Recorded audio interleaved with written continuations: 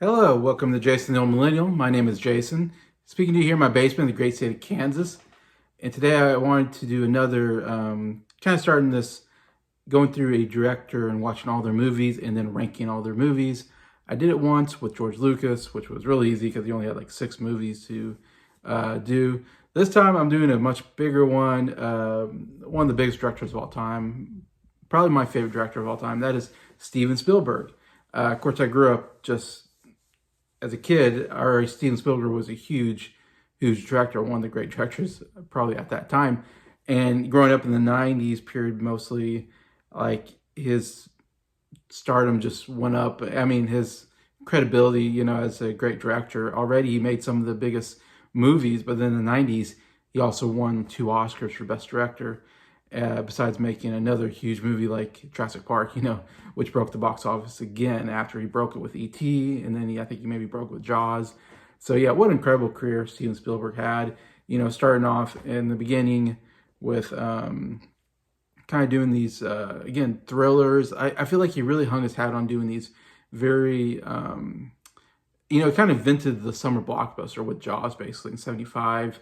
And it's crazy, that's like his second movie he directed, and got nominated for Best Picture. He got nominated for Best, I think, Director. I mean, he was really young at that point, and he was still, like, even at that age, was like putting up some of the most incredible work at that time. Like I said, really changed the game with Jaws. I mean, really changed the thriller, you know, movie, it feels like, where he upped it a level, and thrillers just weren't the same. Summer blockbusters weren't the same. Everybody started making these big blockbusters during the summer. He'd go on, I feel like, to be this great at thrillers, great at action adventure, great at sci-fi. It seemed to where he really hung his hat as a director. And so he wasn't making the more auteur, you know, indie movies that some of his other colleagues, like even Scorsese, was making, you know, or, you know, of course they would end up making, you know, huge movies as well. But he was making more movies, I feel like, that were for fans, that fans love, you know, that have stood the test of time, that have these huge, you know, like I said, fan bases. You know, he was really good at that. When you think of, like I said, after Jaws, I mean, you do Close Encounter of the Third Kind, you know, later you do E.T., then you do the Indiana Jones series, which to me is like the greatest action adventure series of all time, which has, you know, some great thrills in it, has humor in it, some absolutely incredible action. Really showed how great of a director he is, how he moves the camera in a scene, how he blocks a scene. Just incredible filmmaking at its best, it felt like at that point. And then we're talking about the 80s. And then he gets in the 90s, and then he goes, okay, now I'm going to give you some of the most heart-wrenching dramas and so forth, and does Schindler's List, like the goat of Holocaust movies, you know, and wins an Oscar and wins Best Picture, and a huge success there. And in the same year, in '93, he does Jurassic Park, like I said, which was a huge movie for me as a kid. When I saw that in the theater, it blew me away.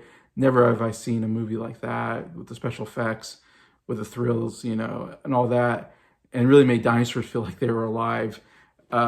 Just incredible that he made Jurassic Park and Schindler's List in the same year. Like, I don't think a director has ever done anything like that in their career. You know, and then he does Saving Private Ryan also, and wins an Oscar, second Oscar, for another really, again, like the goat of World War II movies. So, and then he moves on to the 2000s, and I feel like he really went into the historic epic type movies, like Lincoln, like Munich. He did these true story type, I don't know what, he really got into doing, he kind of went from, I feel like he went away from the action adventure, and he was doing these more long dramas that also I don't think or as big or popular, but still, got a lot of critical praise anyways. And even to this day, I don't know how old he is now. He's probably in his 80s maybe by this point. He recently, I think, was West Side Story and The Fablemans. He got Oscar nominated for those movies as well. He's not as prolific as he used to be, but I mean, when you look at his whole, discography, or not discography, filmography, man, it's one of the most impressive filmographies of all time. So yeah, this is a director I really wanted to do this, and I'm glad I finally got around to watching all 33 movies that he directed on the big screen. And here I am going to rank, not all 33 in this video, that's too many, but I am going to do 33 through 26 on this list anyway. So that's a long intro to say, yeah, I'm excited to talk about Spielberg. Also, I want to say a friend of mine named Andy from Forgotten World of Movies, he also did a ranking of every single Spielberg movie recently, just this last week. And it was so cool seeing him do it because I'm about ready to do it myself. And so I hope he's watching this and and we agree on a lot. So it'll be interesting to compare the list anyways. But, and I wonder how many of you have seen every single movie. Like I said, 33 movies. And it's funny, when I started the project, I already seen probably 3/4 of the movies, and I just had to catch up with the last bit anyway. So I'm glad I got through it all and I can do this anyway. So yeah, so let's get to this list here on Jason the Old Millennial.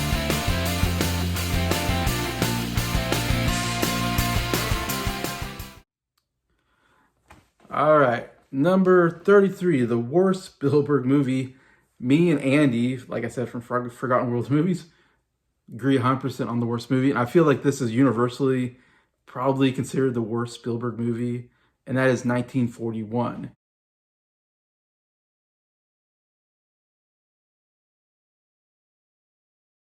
Yeah, that's the name of the movie, 1941. You might not even heard of it. It's definitely a movie that he never talks about and people don't really talk about because it was such a bomb of a movie. And just, yeah, definitely a movie that I'm sure Spielberg just never talks about and tries to forget that it even exists. It was such a bad movie for him. And it happened pretty early in his career. I didn't write down what time these movies came out. 1941, though, was within the first, 5 or 6 movies that he made. I think this came out like around 980. So kind of early in his career. This is an attempt to do a comedy. At that point, like I said, he was having incredible success with Jaws and Close Encounters, which were Best Picture nominees, I think. And then for some reason, he decided, hey, I'm going to make a comedy. And I hate to say, Spielberg, he's very good, like I said, at sci-fi. He's good at action thrillers. He even does, pretty good in the more dramatic movies. Comedy, I don't think is his thing. I can't even think if anybody can tell me, is there a comedy that he did really that worked? He can do comedy within an action adventure, but an out comedy, it's just not Spielberg's.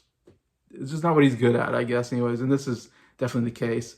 Yeah, this is definitely one of the last movies I saw of his. Like I said, I saw most of his movies already, but this was one I hadn't seen and I needed to catch up on. So this was probably the last 4 or 5 movies I saw of his to do this list. And it's definitely one I knew had a bad reputation for being a bad movie. I remember even being a kid and, being a fan of Spielberg even as a kid, and really was like wanting to watch more Spielberg movies. I must have looked something up and saw what movies he made, and I saw in 1941 this comedy, and I thought it looked interesting because I was like, oh, it's a comedy basically. And just to say the plot a little bit is that a Japanese, it's 1941, during Pearl Harbor when World War II is happening. America's getting involved because of Pearl Harbor. They see there's a Japanese submarine that shows up on the shores, I think, of like New York or something. And so they think it's another Japanese attack. And so the town and everybody's kind of getting, all, the military's coming in and they're all kind of, what's going to happen. And that's kind of the basic plot of it. But there's so many characters here. And what looks interesting is like, oh, you have like a pretty good cast. You got, like Dan Aykroyd, John Candy, or plays some military guys in here. John Belushi plays this military pilot, for instance. But there's a lot. I mean, even there's this German guy who's played by another really great actor. I'm forgetting his name right now. Lee, Christopher Lee, is it, from, Lord of the Rings?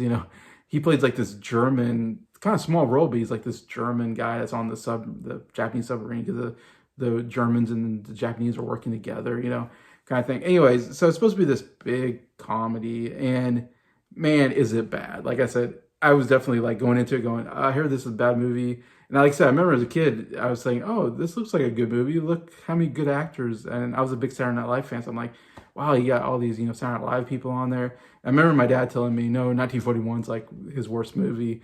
I'm like, really? Like, I was shocked. How could Spielberg make a bad movie with this good of a cast? And so I remember hearing that when I was a kid, and just never, again, this movie never shows up though. I don't think it ever shows up on TV or even on TCM really.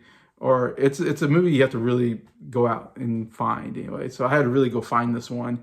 And I finally saw it, and I agree, it is a horrible movie. It's just mind-boggling how bad this movie is, and that how does Spielberg make such a bad movie? Not only that, but guess who wrote the screenplay? Robert Zemeckis and Bob Gale. Yes, the same Robert Zemeckis and Bob Gale who wrote the Back to the Future trilogy, and would have huge. This is before Back to the Future. This is before Romancing the Stone. So Zemeckis and Gale had done nothing at this point. They were nobodies, but they were got friends with Spielberg basically, and Spielberg kind of helped them out a little bit. And here they were writing screenplays, trying to get movies done, and they wrote the screenplay for 1941, and Spielberg did it. And wow, is it a bad screenplay? And it's like, how does Zemeckis and Gale, such good screenwriters, wrote one of the best movies of all time in Back to the Future, how do they make such a bad movie? It's just mind-boggling all around. Like, how do you have this good of a cast? How do you have this good of a director? How do you have this good of writers and make such a bad movie? It's just a phenomenon in that sense. Like, you almost have to watch it to go, how was this even possible? But I think the biggest problem with 1941 is just there's so many characters, and it's such a long movie for a comedy, if I remember right. And they're just, like I said, all these characters come into this town because of the submarine, and you get introduced like Dan Aykroyd and John Candy, which to me are like the best parts of the movie. The whole movie should have been about like Dan Aykroyd and John Candy and Jim Belushi. Like, that was the best parts of the movie. But anyways, you get introduced these characters, and they're putting like this big gun by this house, and I think Ned Beatty is like he's the owner of the house. And so they put this gun, this like, submarine gun to shoot at the submarine because they're going to take over this area. So they have to defend it against, the submarine, they think. And so you get introduced to these military people, you get introduced to this family. Ned Beatty's daughter has this, boyfriend, but then there's this military guy who's, hitting on the daughter. And so there's like this love triangle that comes about. And this is probably the worst part of the movie, is like there's this whole dance sequence where they go to this dance, and they're having this dance off during the middle of this movie. And it's like, what is going on? Like, this has nothing to do with the plot of the movie. It's taking a big chunk of the movie, and it's just this stupid love triangle thing going on that seems so inconsequential. It's like, what is going on? That's maybe the worst part of this whole love story they're trying to put in here. But then you got all these other characters. There's Slim Pickens shows up, and he gets captured by the Japanese and held hostage. And there's a lot of scenes with that. And you're like, what is going on here? It was terrible. It's just not funny at all. And you're like, this is just a stupid side character that gets a big chunk of the movie all of a sudden. And it feels like we forget the other characters while we get this new character. And this happens throughout the movie. You keep getting introduced to new characters, and you're thinking, what about these other characters? There's one character who's a pilot who's trying to get this girl in a plane because this girl gets turned on when she's on a plane, and so he's trying to sleep with this girl by getting her on a plane so he can sleep with her because that's how she likes to. Anyway, so it's her thing, and so there's a whole plot line with that where he gets her on a plane and they do like sleep in the plane, but then they start getting chased by Jim Belushi, who I forget exactly what's going on there, but he's this rogue fighter pilot who is going, sees this plane, and he thinks that's the Japanese enemy, so he's trying to shoot it down. Which I think Jim Belushi is actually pretty good in the part. It's a small part, but so that scene, that plot line's in there. There's even this plot line with these two people that are on a Ferris wheel with guns, ready to defend this like amusement park. It just like that throughout the whole movie. It's like there's just so many characters and so many plot lines that it loses what is central to the movie. Anyways, yeah, 1941 is by far, I think, the worst movie he's done, and I think universally should be considered number 33 on my list, and everybody, I'm guessing, would put it the same on their list if you've seen this movie. All right, move from that disaster. Let's go to number 32. And this is a movie called BFG.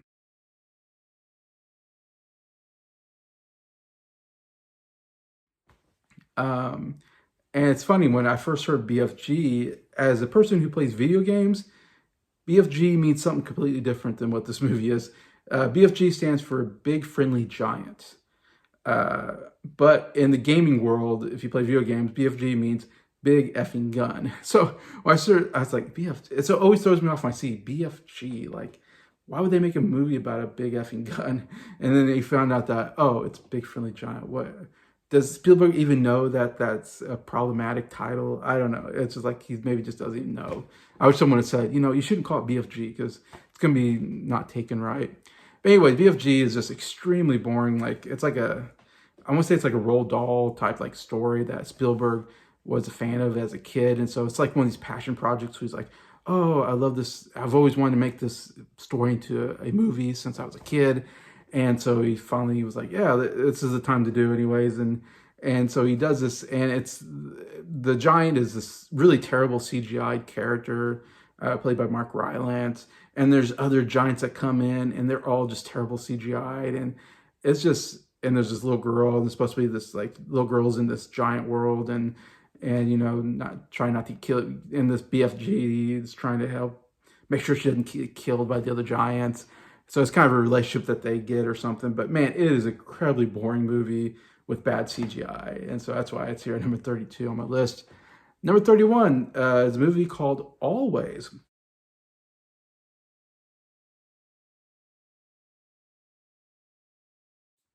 And this is another movie where it's like, you might never heard of this movie. I never heard of this movie until I ventured into Spielberg. And I read this book. I don't know if anybody remembers, but I think I talked about it on the channel. I got this book from the library, a huge book, which it had like every single Spielberg movie and talks about every Spielberg movie on it. And that's where I get a lot of information from, is when I read that book, which was really cool. But yeah, Always. Yeah, I never felt like I never knew this movie existed until I read that book. And I was like, what is this movie? Starring Richard Dreyfuss, John Goodman, Holly Hunter. Anyways, and this is basically, and Audrey Hepburn. Audrey Hepburn's like last role, which is weird seeing Audrey Hepburn as an older woman, because I just remember her like being, this young, pretty girl in like the 50s and 60s. And again, this one came out like in the 80s, I want to say. And it was another case where Spielberg like always wanted to make this movie. It's a remake from like a movie from like, I want to say the 40s or something like that. So it's one of those movies that Spielberg, again, passion project. He remembers liking this movie as a kid or something like that. And so he's like, I want to make a remake. And so he makes this remake about this pilot who puts out fires. And then, again, I'm spoiling the movie a little bit, but he dies in a fire accident, and he's in the afterlife, and Audrey Hepburn's like this angel, and he's sent back to help this other pilot get together with his girlfriend that he had, which is Holly Hunter. So for some reason he's helping him or something. I don't know. It doesn't make a lot of sense. It's not a great plot of a movie, and it's just very boring. That's the main problem. And I like Richard Dreyfuss. I like a lot of the actors. John Goodman actually really good in the movie. He has some good scenes in it, but overall, and especially the Audrey Hepburn scenes are so boring. When it's just Dreyfuss and Hepburn just having these conversations in the afterlife, and the whole romance storyline was not interesting at all. And I don't know, it was just one of the most boring, most who cares movies I've ever seen. And it's why it really bombed. It's another one of those movies that Spielberg is. BFG Always really bombed. 1941. These are movies that he was expecting, because he was a big name at that point, of course, obviously. But Spielberg, you're not good enough to make a bad movie, and people aren't going to call you out. Or people aren't going to watch it just because you're Spielberg. And that's what you find out with some of these movies like this one, Always.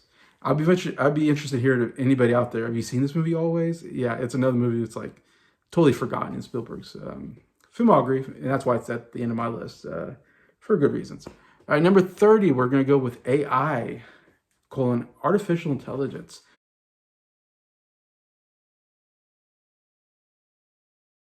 And yeah, I remember this movie coming out, and it was interesting because it stars Haley Joel Osment. Haley Joel Osment was coming off of his Oscar nomination for The Sixth Sense. He was a big deal at that point because of that. He was also like in Forrest Gump, and he would do some movies here and there, but he would never capture that same, magic as he did with Sixth Sense, of course. But they were putting him in a lot of movies as a kid because he was like definitely like one of the greatest kid actors we've ever seen. And so, I mean, again, you got such a kind of hot, up and coming actor at that point, Haley Joel Osment. You got one of the greatest directors of all time. You got this sci-fi story where he's playing like a artificial intelligence, of course, robot, android, whatever. And this is another one. This was a passion project of Stanley Kubrick, which I didn't know about until I was reading that book. Yeah, this is a movie that I think it's probably a book or something like that.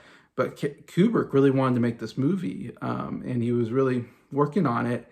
But then he passed away after he did Eyes Wide Shut, and never got around to making this movie. But I guess Spielberg, I forget if he was friends with Kubrick or he admired him enough that he decided to take on this project that Kubrick always wanted to make and be like, I'm gonna make this movie for Kubrick kind of thing or something. But so it's interesting that it's not even like a Spielberg passion project, but a Kubrick's passion project of a sci-fi movie.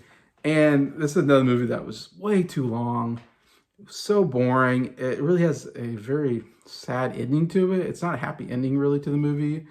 And yeah, it just didn't work. It's one of those where on paper it looks like it should work, but when you watch the movie, you're like, wow, this is just too slow moving. It's too boring. It's way too long. It's not a good ending. It's not really a good story. It just didn't work. So that's why number 30 got AI, artificial intelligence. Number 29, this is where I'm putting Spielberg's very first movie, The Sugarland Express. This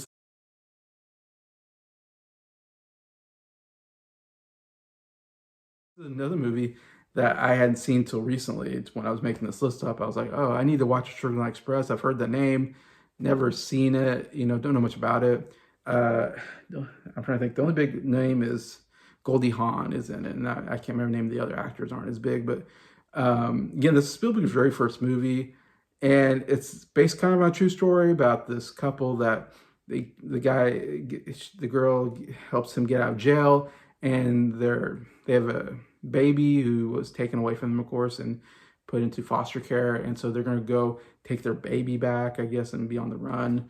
But of course, the police are after them the whole time. So it's a police kind of a slow, it's like a very slow police chase for an hour and a half or an hour, 45 minutes or whatever. They also take another police officer hostage. That's how they're able to get away.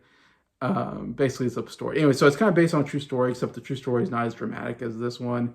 And overall, like, to me, it's just like, it's a nothing story. Like, I remember watching this going, okay, this is Spielberg's first movie. He doesn't know, he's not big enough name to make get a real good story. But so this is best he could do at the time. And it's just like, I don't even understand why this movie was made. Like, I wouldn't see this true story thing and go, oh, this is a movie. Let's make a movie out of these people that are, trying to get their baby out of foster care, and they're on the run from the police. And I don't know. And it feels like we've done movies like this before, but better. And Goldie Hawn's fine in it, I think. She's a good actress. But overall, it's just a not interesting story, not interesting character, not interesting, overall plot. And it doesn't really have an interesting ending to it either. And just the overall directing is not that interesting either. I mean, it's just a lot of driving in a car, having conversations in a car as there's police cars, slowly, I say chasing, but following them. And to this point, and they're not going to get away with it. The whole time you're thinking, who in their right mind think they're going to get away with this? So you got police behind you. They're going to obviously have a trap, and they do, and they get into this trap. And the poor guy, the main guy, man, he got the raw end of the deal. I won't reveal what happens, but it's like, man, in real life, he got the raw end of the deal too. It's like, yeah, it's just all bad for the guy. And he doesn't really want to do it. I think he gets talked into it by his wife, and then he ends up being the one that gets hurt in the end. But anyways, Sugarland Express, just a very uninteresting movie overall. 28, we got another movie that's, to me, one of the most forgettable Spielberg movies ever, and that is The Post.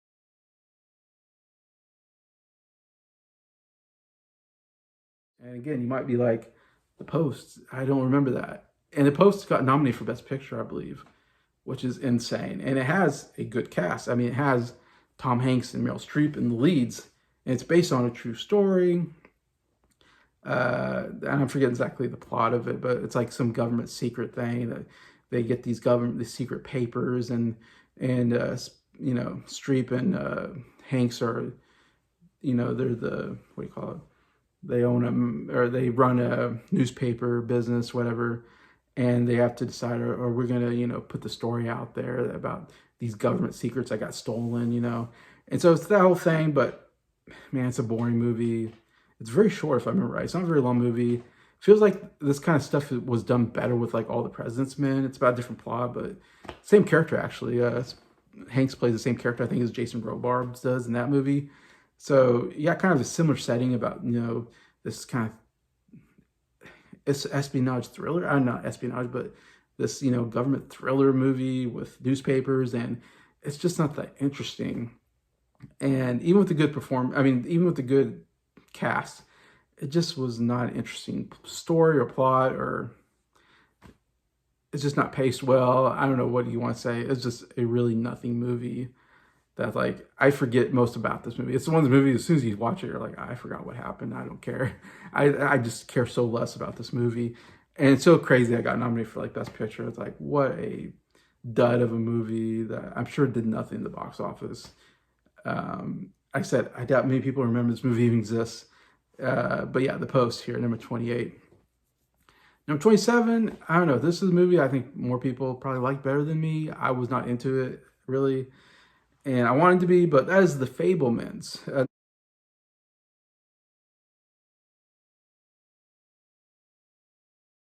This came out pretty recent, and within the last 5 years, whatever.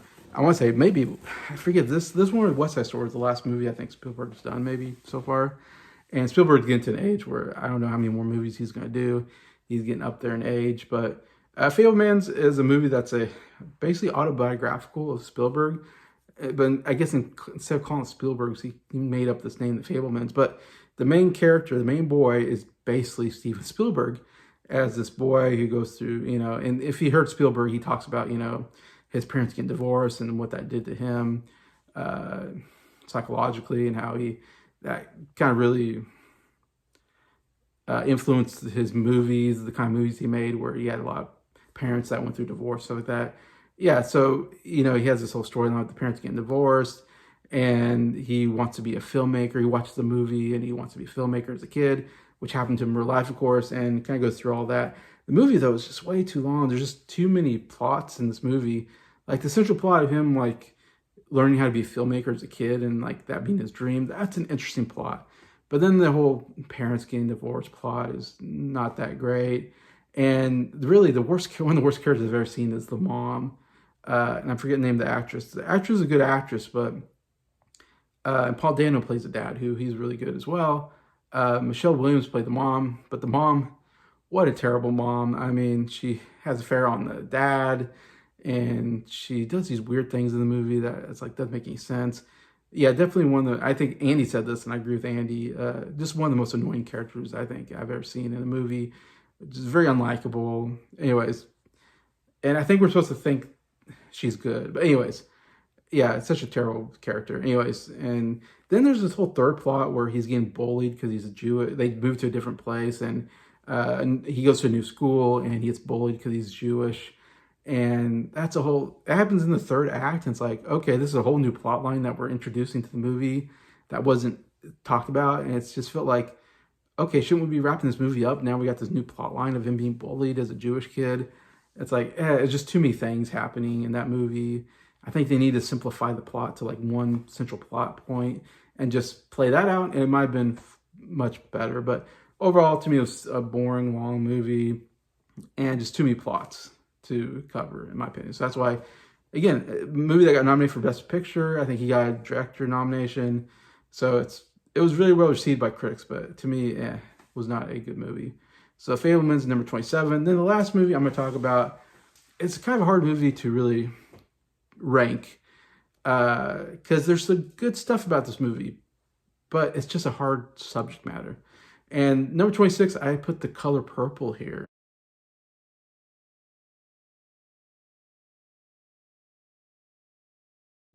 Which is an interesting movie. He made like in 85 or something. He made it in like the mid 80s.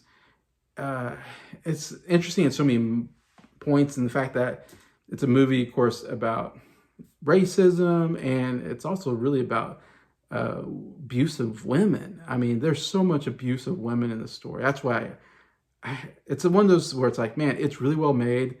There's some good story points. The acting is fantastic. The directing's fantastic. But the subject matter is just so hard to watch. I don't think I could ever watch this movie again.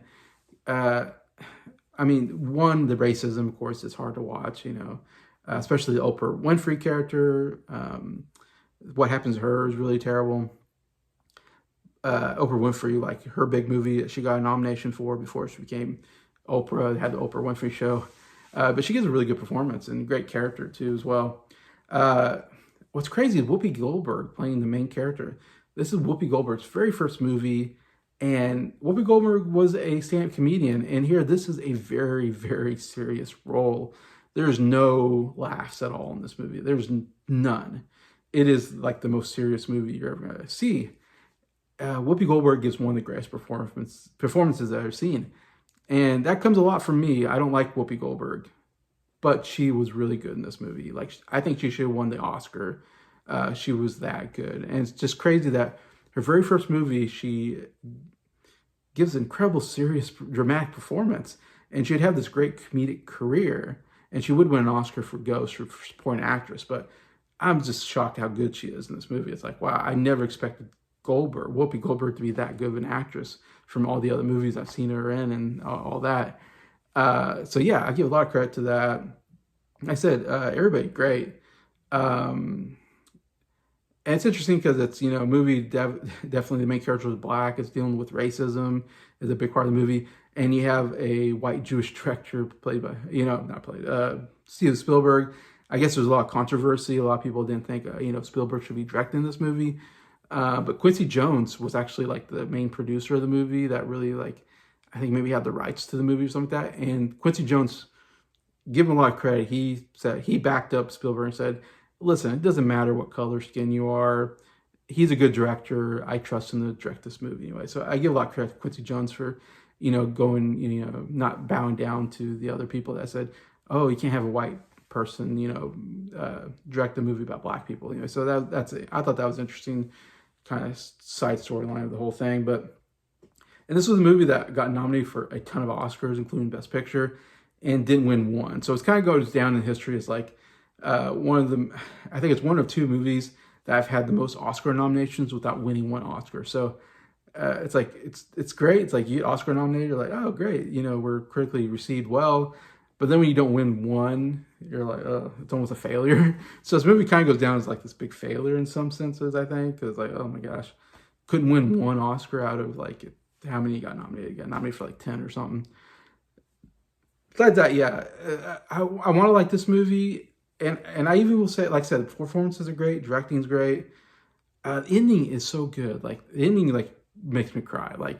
And I don't want to spoil too much, but there's so much bad stuff that happens to this main character. I mean, so many bad things, especially the spousal abuse by Danny Glover, who marries her. Well, spoil a little bit, but she basically gets raped by her father and has 2 kids, but the kids get taken from her, and then she's forced to marry this guy who doesn't really want to marry her, and he abuses her. I mean, just slaps her all over the place. Just lots of physical abuse against women, and there's nothing I hate more than physical abuse against women in movies. And this happens all over the movie. And so that's why I'm like, I don't think I can ever watch this movie again. There's so many good stuff about it, but man, because of the subject matter, I'm going to put it this low. Again, I'm saying like, if it wasn't for the subject matter, this movie would be high on my list. But it's one of those things like, great filmmaking, just too hard of a movie to watch for me to go back to. And so when I had to consider like, where would I put this movie in my ranking, I just went, it's good, but if I'm forced to watch a movie, this is one I don't want to watch again. So because of that factor, it has to be lower on my list. So that's why it's here. And that's a big problem with a lot of Spielberg movies. There's some other ones I'm going to be talking about where it's like, man, well-directed, well-made film, but man, it's a tough subject matter. And that always hurts it for me to go, like the movies are going to be real high on my list are the movies that I watch over and over again. I love watching. And it's like movies like this, I'm never going to love watching. So it has to be further down my list. So anyways, yeah, so The Color Purple here at number 26, and that's the last one of my list. So we got 25 more movies to talk about on Spielberg. I try to get them as quickly as I can, but it's going to be hard because there's so much to say about Spielberg and his directing. But anyways, hopefully you're watching this, Andy, and you can tell me what you think. I think we have a fairly similar ranking, actually. I think our low ones are kind of the same. Same last movie, in fact. But anyways, anybody else, please comment. What do you think about these? What was it? I covered, let's see, like 8 movies, maybe? Yeah, 8 movies. So what do you think about these 8 movies? Should they be higher on the list? Are they worthy of being at the bottom? Have you seen any of these movies too? Some of these, I'm curious if anybody's actually seen these movies. They're just so obscure, kind of out there, forgotten movies of Spielberg's lustrous career. Obviously, hopefully I didn't anger anybody because I don't think any of these are big movies. So I don't think too many people will be angry about this. But yeah, comment what do you think about these movies. And besides that, just want to say thank you so much for watching this video. Thank you for liking it. Thank you to all my subscribers for supporting the channel. Couldn't do it without you guys. I appreciate you so much. I hope you have a good day.